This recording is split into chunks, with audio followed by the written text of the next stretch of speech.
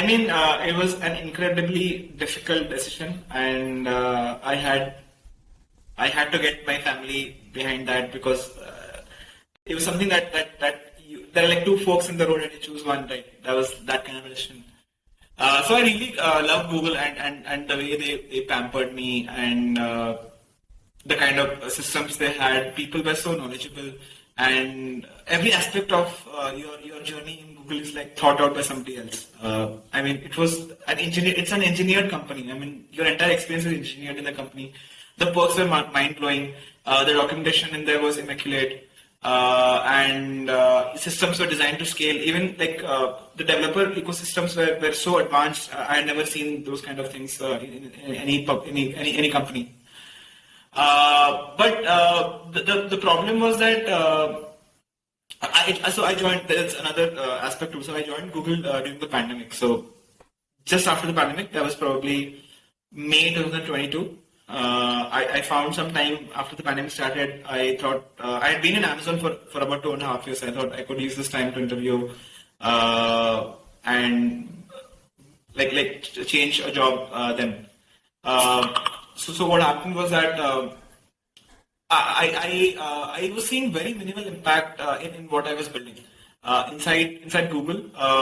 You had to get there was a lot of structure, and because being a large company, they had to be cautious about what they build. Like as a startup, you can do much more mistakes as you can, rather than at a well-established company where there are checks and balances across the system. There's a hierarchy that exists for the good of the company, but then again, that also has a friction on employees. So you have to get like org-wide approvals for whatever you want to build. You have to go through extensive code reviews where people were coming back to me. That taught me a lot. I mean, writing code that is flawless for you as a writer, but also as a reader who's reading that code. The code review thing was fantastic there. I learned a lot. But ultimately I got exhausted of that remote work thing. I never actually went to office. I worked for the entire 1.5 years, 2 years. I worked out of home. And this entire process wala thing, it kind of got me exhausted. And I kind of felt like I was working in a silo, in a separate room, and was not getting that exposure that I would usually get when I'm in office. So that's what I thought, and also the work was like more, like I'm saying, I am a more breadth kind of a person. I'm not a depth person. So that was getting me into the depths of a particular technology. I personally wanted to have more width, so that I had worked on the backend side of things.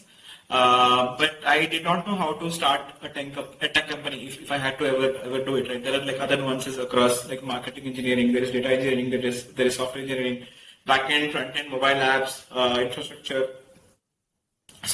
And multiple other aspects across. And I always felt inquisitive that how would that feel like? I mean, if you know all of that and you can make a bunch of other people.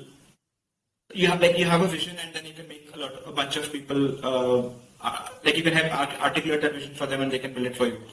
I always had that urge of doing that thing, and that's when Pukhraj and Satya, they are also from IIT Roorkee, and they kind of approached me about this problem space. Right, and it was quite unique because there was nobody in India. There is still nobody, like very few people in India who are like solving that aspect. The problem of improving the life of the construction workers in India, and basically the entire industry, if you talk about it, it is an unfragmented industry. I mean, it is a fragmented industry, and there is absolutely no form of formalization that is there. Everything happens on pen and paper, cash transactions, and construction in India, you know, like how their lives are really in a bad shape. And personally, I mean, I was selfish from my point of view also, that I could, if I joined a company this early, then I could make a lot of money, and plus that it had that social impact that if I could have an impact on one person, then that person's near family, about 4 or 5 people, more people would get impacted by it. And then thirdly, the market size, like it was enormous, right? And then the learning that I would get, that would also get quenched from there. And it wasn't that much of a risk for me because the company was just funded.